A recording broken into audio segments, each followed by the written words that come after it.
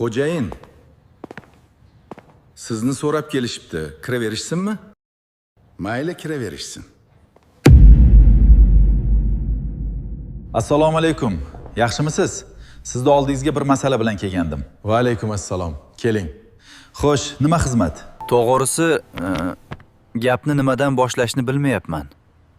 Xijolat bo'lmang, gapiravering.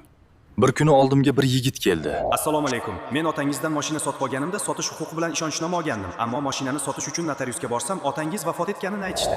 Endi merosxo'rlar meros ishini rasmiylashtirish kerak, shundan keyin mashinani sotish mumkin. Agar ular sotsa. Shundan keyin notariusga borgandim. Kechirasiz, ammo sizdan tashqari otangizni yana bir o'g'li bor ekan. Uni hech qachon ko'rmaganman. Akangizni toping. Ular o'z ulushini qabul qilishi yoki voz kechishi kerak. Qayerda yashashini ham bilmayman.